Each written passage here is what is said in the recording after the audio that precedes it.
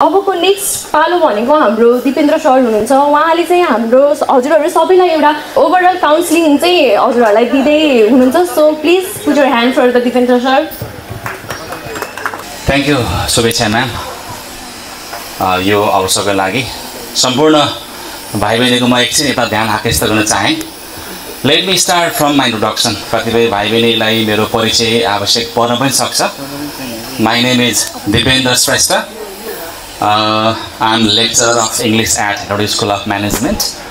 I'm also the Chief Executive Officer and founder of Safe Land Education हेटवटा। अब हाम्रो कन्सल्टेन्सीको बारेमा अघि न हाम्रो जीवन सरले धेरै कुराहरू बताइसक्नु भएको छ। हामी विगत 6-7 वर्षदेखि we are running this very business in हेटवटा र हामीले 5-7 वर्ष अगाडिदेखि जुन एउटा बिजनेस हेरिरहेछौँ एब्रोड स्टडीको, यो बारेमा चाहिँ हाम्रा विद्यार्थीहरूलाई हामीले जानकारी दिने उद्देश्यले आजको हाम्रो यो सेसन राखेका छौँ। पक्कै पनि यो सेसन फ्रुटफुल हुनेछ भन्ने मैले विश्वास लिएको छु। So before starting the session I would like to ask some questions. यतातिर boys I want you to pay attention towards me है। यतातिर फेस गरेर बस्न अझ राम्रो हुन्थ्यो है। यो दुईजना boys please just face towards this side. उतापट्टि गएर बस्थ्यो ल, उतापट्टि बस्थ्यो, यतापट्टि फेस, मतिर फेस हुनु पऱ्यो है। सो म चाहिँ एक दुईवटा क्वेसन सोध्छु, जसले त्यो क्वेसनको राइट आन्सर भन्छ they will get chocolates as well. I have brought chocolates for you. म वास्तवमा अघि भर्खर चक्लेट किन्न गएको थिएँ कि बिर्सेछु होइन। So are ready for the answer? जसले राइट आन्सर भन्छ उसले चक्लेट चाहिँ पाउनेछ है। यता Sandesh sir please get ready for the answers. हाम्रो स्टाफहरूले चाहिँ आन्सर भन्नुभयो भने उहाँहरूले चाहिँ पाउनुहुन्न है फेरि। These chocolates are only for the students है।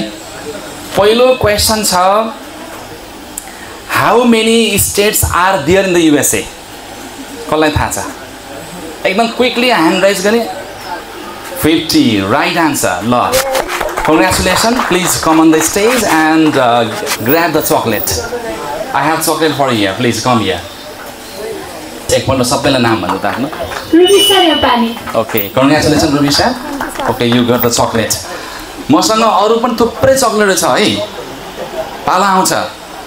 म अर्को एउटा क्वेसन सोध्न चाहन्छु। Second question is that what is the capital city of Canada? क्यानाडाको क्यापिटल सिटीको नाम के हो? कसलाई थाहा छ? Ottawa. Right answer. Please please come on the stage for chocolate. Here is the chocolate for you.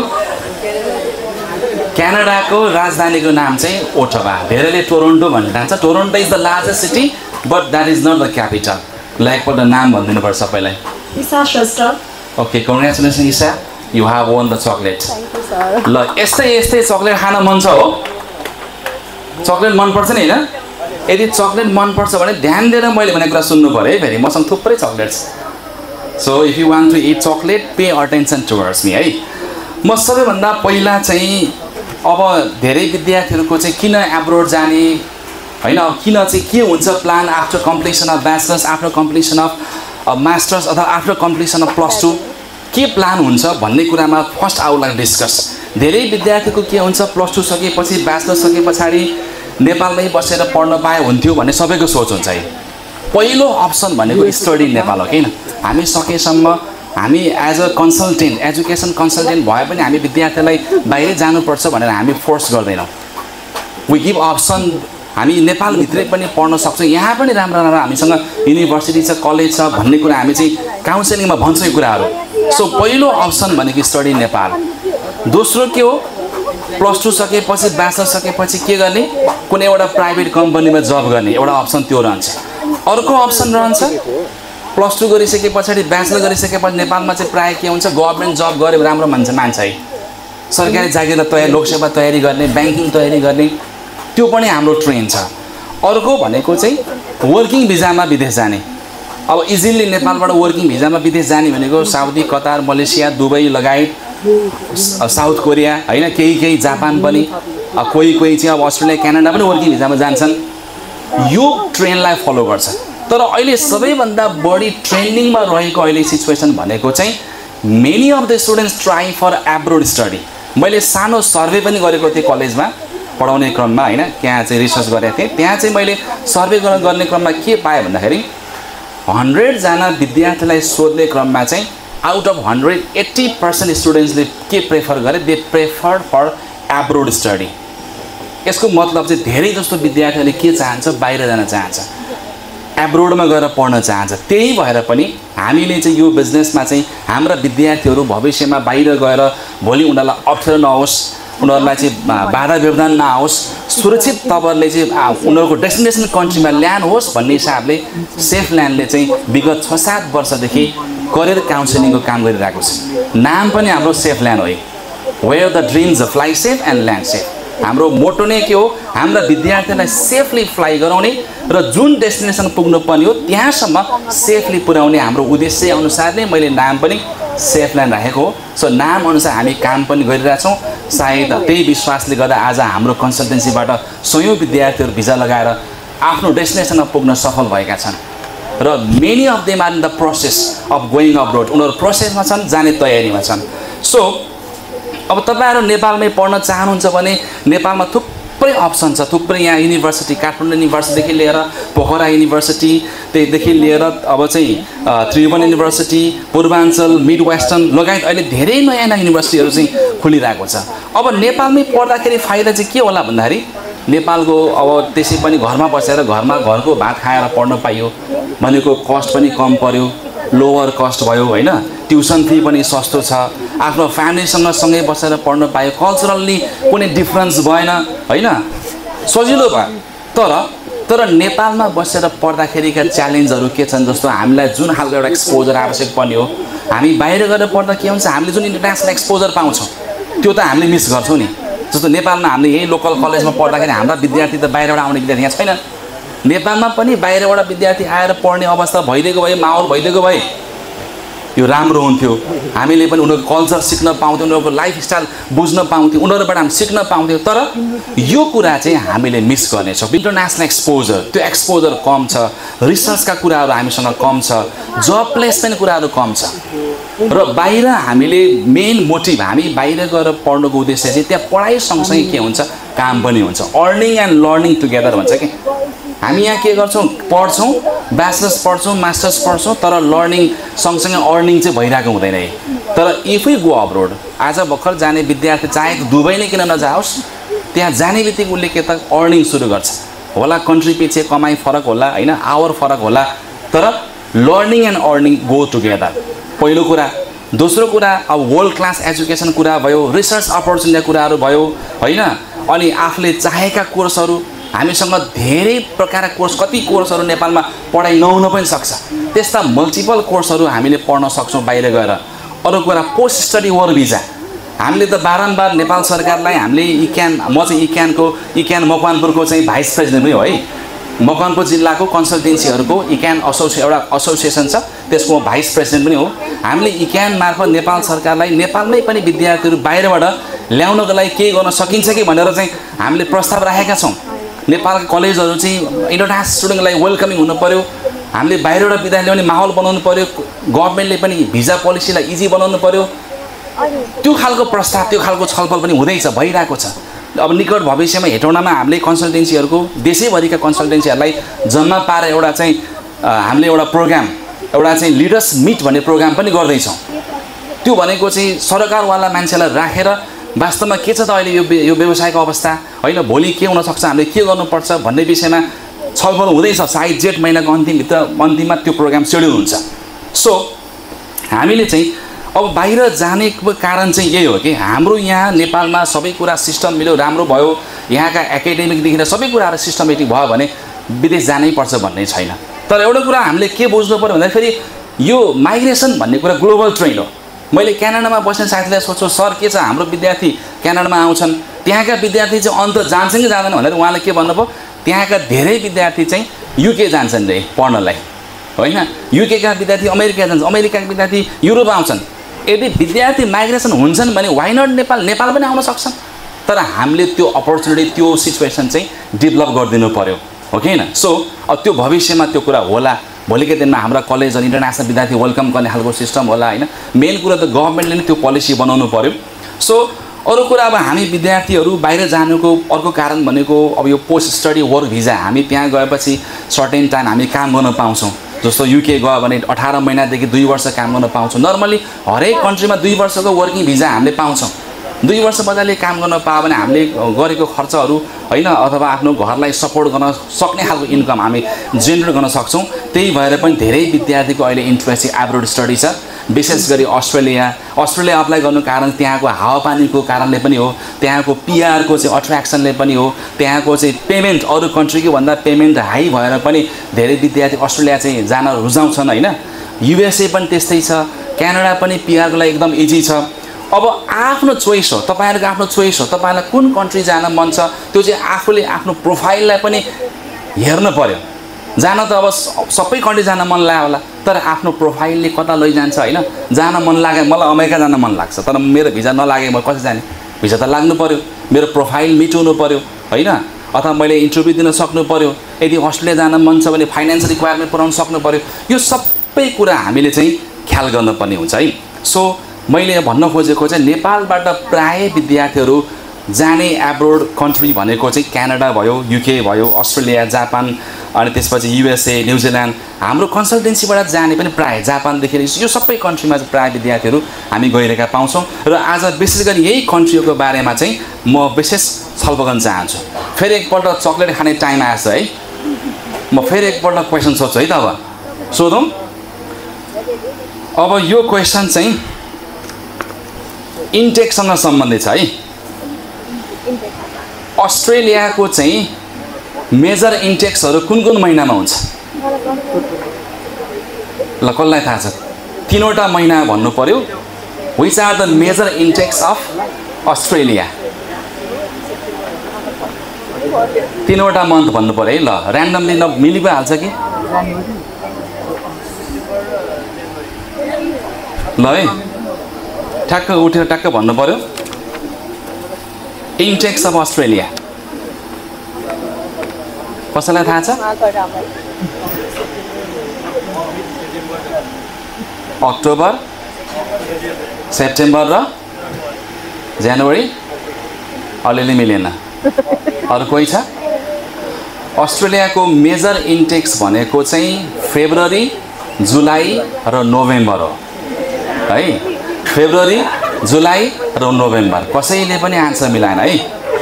अब अर्को क्वेसन सोधेँ मैले है। अब जापानको 2वटा मेजर इन्टेक्स कुन कुन होला भन? कसलाई आउँछ? अक्टोबर र अप्रिल। कसले भने? ल उठाउँ त। एकजना यहाँबाट आउनु पर्यो, एकजना। अझै पनि मसँग थुप्रै चक्लेट छ, चक्लेट खानको लागि ध्यान दिएर सुन्नु पर्यो है। ल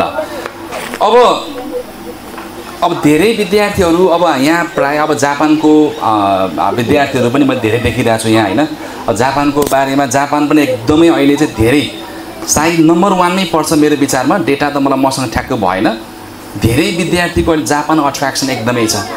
जापानमा धेरै विद्यार्थी जानुको कारण चाहिँ अरू कन्ट्रीको दाजुमा अब ट्युसन फी अलि अफोर्डेबल छ। जस्तो अस्ट्रेलिया, क्यानाडाको ट्युसन फी अलिक महँगो छ भने जापानको चाहिँ हामीसँग 12-15 लाख रुपियाँ हामीले म्यानेज गर्न सक्यो भने यु क्यान रिच जापान।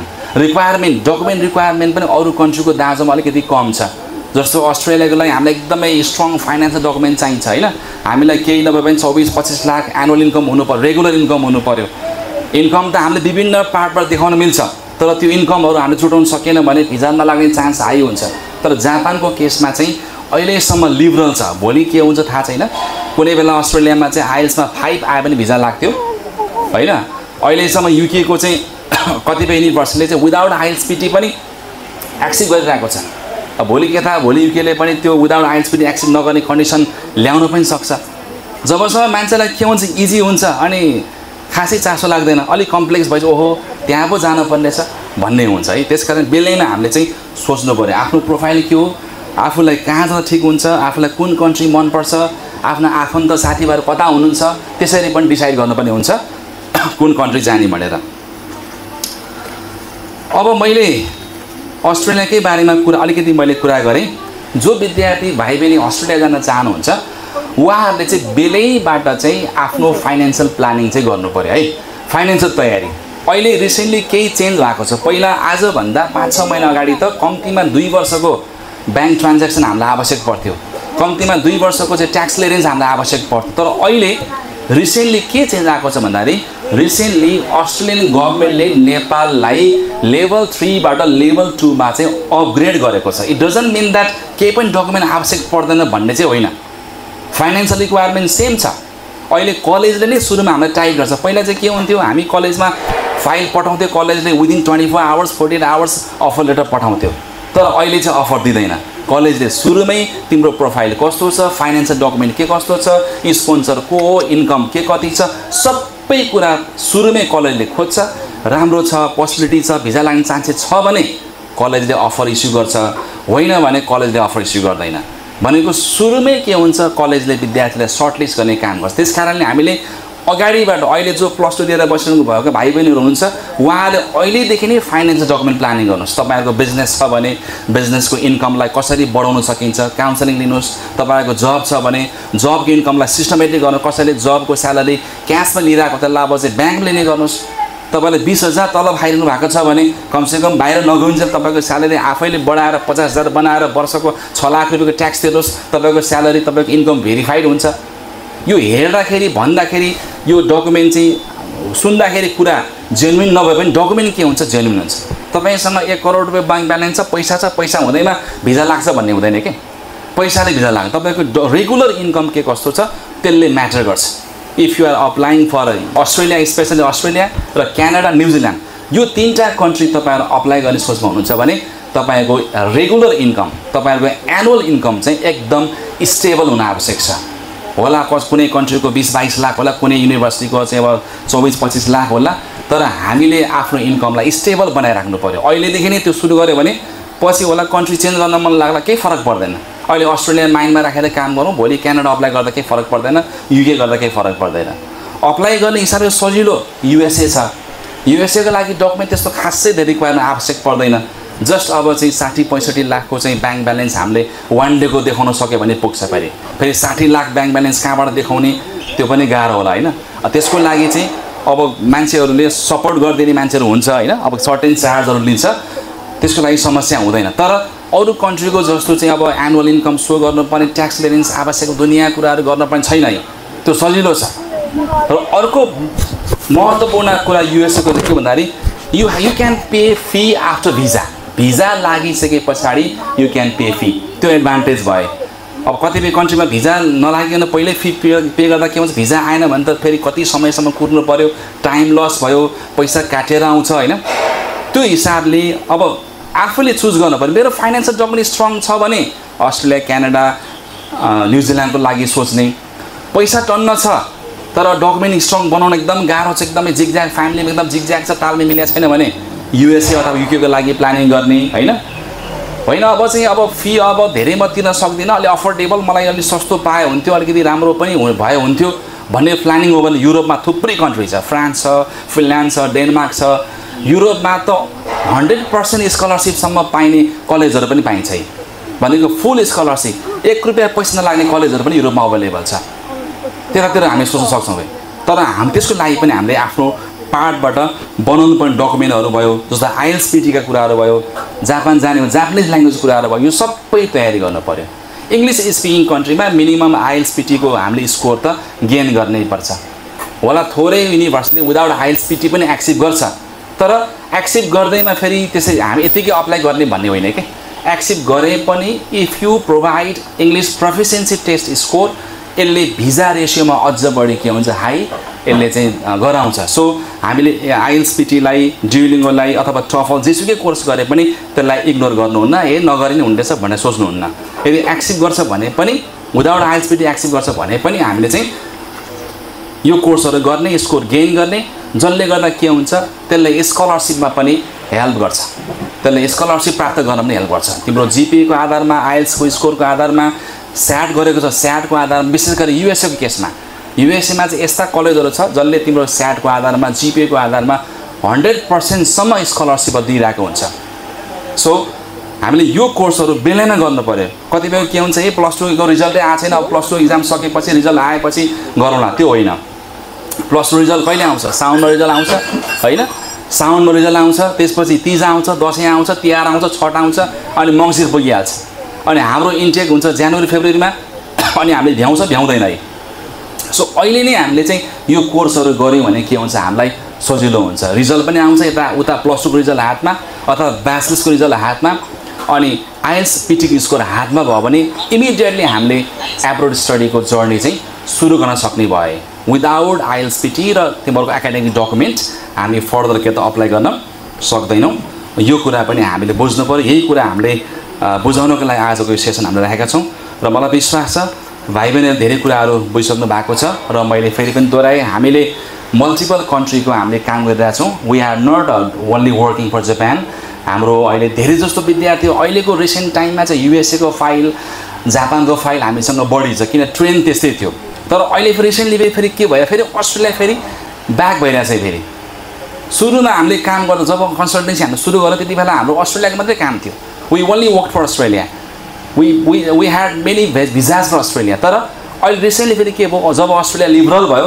अहिले अस्ट्रेलियाको काउन्सिलिङ अस्ट्रेलियाको लागि इन्क्वायरीहरू बढी भइरहेको छ यो मतलब चाहिँ अस्ट्रेलिया अलिकति इजी हुँदैछ यो टाइममा हामीले चाँडै हामीले चाहिँ के त अप्लाई गर्न सक्यो भने भिजा पनि प्राप्त हुन्छ तर अस्ट्रेलियाको रुल्स के हुन्छ 3-3 महिनामा रुल्स चेन्ज भइरहेको हुन्छ क्या त्यो थाहा नै हुँदैन त्यही भएर हामी एप्लिकेसन प्रोसेस अगाडि बढाउनु पऱ्यो त्यसलाई डकुमेन्ट हामीले रेडी गर्नु पऱ्यो र अब बाँकी कुराहरू म अब गर्दै जान्छु होइन अब कतिपयलाई चासो हुन्छ कति पैसा लाग्छ कहाँ जान कति खर्च लाग्छ अघि मैले भनिहालेँ जापानको लागि चाहिँ 10 देखि 15 लाख भयो भने you can go to Japan है स्टुडेन्ट भिजामा अब युके जाने प्लानिङमा हुनुहुन्छ भने युकेको फी चाहिँ अरू कन्ट्रीको दाजमा अलिक महँगो छ 10,000 पाउन्डदेखि 15-16,000 पाउन्डसम्म फी पर्छ भनेको 20 लाखदेखि 30 लाख रुपियाँ सबै ओभरअल एक वर्षको फीतिर जाने हो भने 20 देखि 30 लाखको खर्च आउँछ युके चाहिँ तर युकेको एडभान्टेज के हो 3 वर्षको मात्रै हुन्छ ब्याचलर फेरि अन्त 4 वर्षको हुन्छ युकेमा 3 वर्षको हुन्छ त्यसले गर्दा ओभरअल फी जोड्ने हो भने युके सस्तो हुन्छ तर एक वर्षको फी हिसाब गर्ने UK is more expensive than other countries है अरू सस्तोको हिसाबले युएसए सस्तो छ युएसएमा चाहिँ एकदमै धेरै अप्सन छ कि सस्तो युनिभर्सिटी कि महँगो युनिभर्सिटी भनेको 5-7 हजार डलर फी पर्नेदेखि हामीसँग $1,00,000 भन्दा माथि फी पर्ने युनिभर्सिटी अभाइलेबल छ जसले चाहिँ 50%, 60% अप टु 100% स्कलरसिप दिने युनिभर्सिटी हामीसँग अभाइलेबल छ त्यस कारणले युएसए अप्लाई गर्न मान्छेलाई लाग्दो युएसए त धेरै गाह्रो होला अप्लाई गर्न सबैभन्दा सजिलो अप्लाई गर्ने युएसए तिम्रो प्लस 2 मा जिपिए 2 छ भने पनि you can apply for USA visa आउँछ आउँदैन थाहा छैन तर जिपिए 2 छ भने पनि you can apply for US त्यस्तो खालको अप्सन छ तर अब आफ्नो प्रोफाइल विक छ भने त पक्कै पनि अब इन्टरभ्यूमा पक्कै पनि विक हुनसक्छ होइन सोधेका प्रश्नको जवाफ दिन गाह्रो हुनसक्छ त्यस्तो केसमा भिजा नआउन सक्छ आफूले स्ट्रङली बोल्न पनि सक्नु पर्यो आफ्ना कुराहरू भन्न पनि सक्नु पर्यो त्यो खालको तयारी गर्नु पर्यो हामीले एकदमै रिगरसली इन्टरभ्यू क्लास पनि गरेर आउँछौँ हामीले एप्लिकेसन मात्रै गर्दैनौँ we have interview classes also हामीले थ्रु आउट द डे हामीले क्लास गरेर आउँछौँ विद्यार्थीहरू आउँछन् तयारी गर्छन् अनि प्रिपेयर गरिरहेको छ त्यो अनुसार भिजा आइरहेको पनि छ होला कतिको रिजेक्ट पनि होला रिजेक्ट भयो फेरि पनि उसले बुक गरिरहेको हुन्छ फेरि दोहोऱ्याएर 3 पल्टमा पनि भिजा निकालेको हामीसँग रेकर्ड छ कि फर्स्ट टाइम भिजा इन्टरभ्यू दियो रिजेक्ट भयो सेकेन्ड टाइम रिजेक्ट भयो थर्ड टाइममा भिजा आएकोसम्म हामीसँग प्रुफ छ भनेको युएस रिजेक्ट हुनेले चिन्ता गर्नु पर्दैन second time third time up to third time you deserve to appear in the interview है यो कुरा मैले गरेँ अब युएस अप्लाई गर्ने मान्छेले धेरै अब फाइनेन्सियल चिन्ता गर्नु पर्दैन जस्ट अब जिपे राम्रो आउनु पर्यो प्लस आइएल्स पिटी अथवा ड्युलिङ्गोमा राम्रो स्कोर आउनु पर्यो they can apply for USA UK चाहिँ विदाउट आइएल्स पिटी पनि गर्न मिल्छ तर विदाउट आइएल्स पिटी भन्दा आइएल्स पिटी गरेरै गर्नु किन त्यसले गर्दा भिजाको रेसियो अझ हाई हुन्छ कुनै बेला युकेको भिजा 100% थियो आजकल रिजेक्सन बढिरहेको छ हाम्रो कन्सल्टेन्सीबाट चाहिँ up to now no rejection युकेको भिजामा होइन तर हामीले हाम्रो मात्रै हेर्नु हुँदैन बाहिर ओभरअल हेर्नु पर्यो मार्केट हेर्नु पर्यो रिजेक्सन भइरहेको छ सो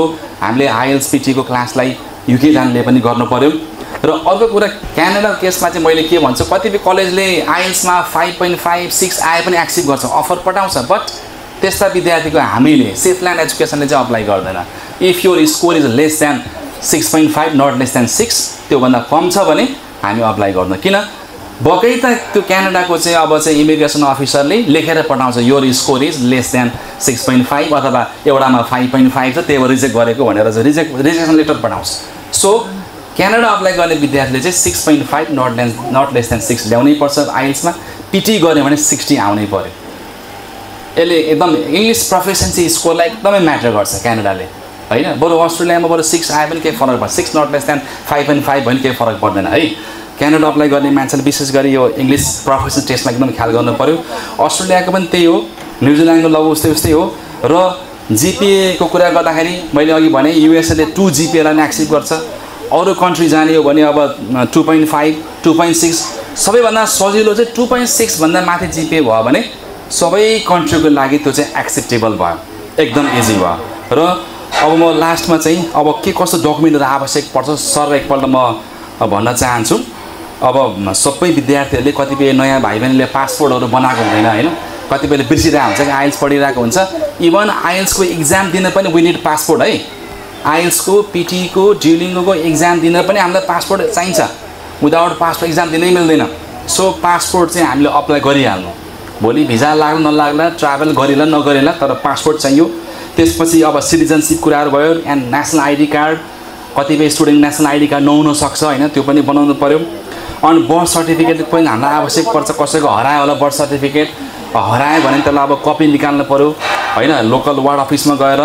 त्यस पछाडि एकाडेमिक डकुमेन्टमा ट्रान्सक्रिप्ट 11-12 को मार्कसिटदेखि लिएर होइन, अब ब्याचलर्स गरे ब्याचलर्सको मार्कसिटहरू, ग्रेजुएसन सर्टिफिकेट, ट्रान्सक्रिप्टदेखि लिएर अनि क्यारेक्टर सबै यो हरेक कन्ट्रीको लागि आवश्यक पर्छ डकुमेन्टहरू। र अर्को भनेको लेटर अफ रिकमेन्डेसन है।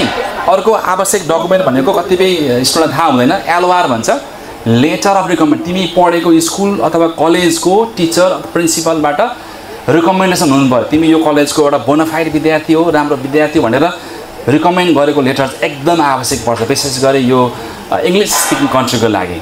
यो डकुमेन्टहरू हामीले पुर्याउन सक्यो भने पक्कै पनि हाम्रो जर्नी चाहिँ राम्रो हुनेछ, सफल हुनेछ। यदि युरोप जाने प्लानिङमा हुनुहुन्छ भने युरोपले चाहिँ कम्तीमा 15 दिनदेखि 3 महिनासम्मको होल्ड भएको ब्याङ्क ब्यालेन्स माग्छ। यहाँ कतिपय भाइ बहिनीहरूका युरोप जाने प्लानिङ पनि होला, फिनल्यान्ड होला, कसैको फ्रान्स होला, कसैको डेनमार्क होला। So they have to hold the balance from 15 days to 3 months। त्यो 3 monthsसम्मको ब्यालेन्स होल्ड अब कति होल्ड गर्नुपर्छ भन्ने कुरा म इन्डिभिजुअल काउन्सिलिङमा कुराकानी गरौँला।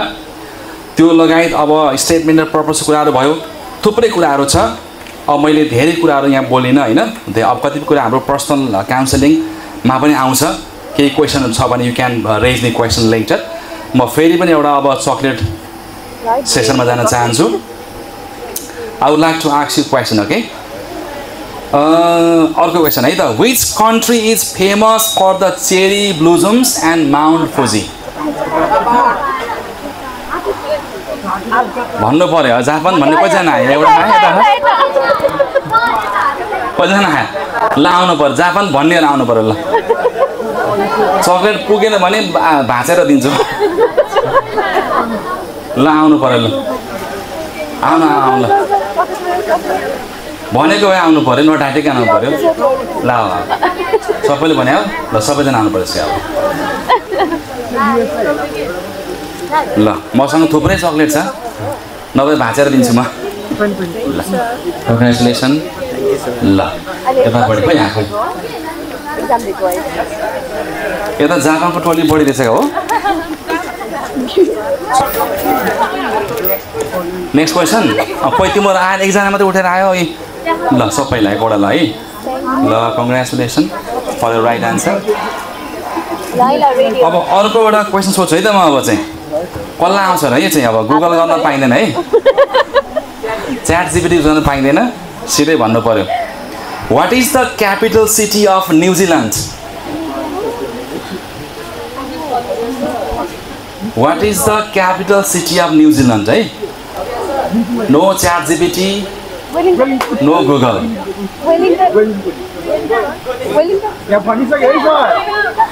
सिकाउन पाइएन।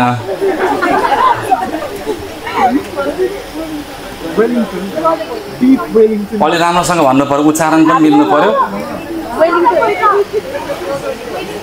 यस, Wellington is the right answer. Please come here.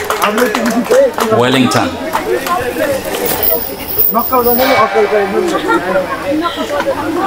ल तिमीले 2 पल्ट चक्लेट जित्न सफल भयो है।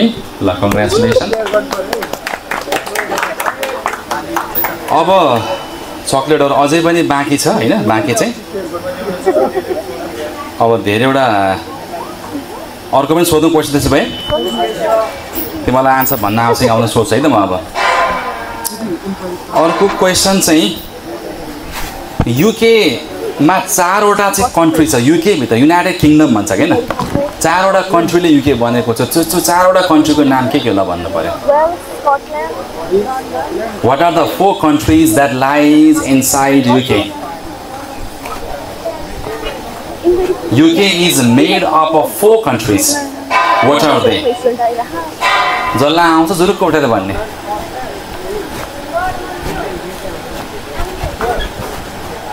चारवटा चाहिँ जो मानौ नेपालमा स्टेट नेपालमा प्रोभिन्स भने जस्तै युकेमा 4वटा चाहिँ कन्ट्री छ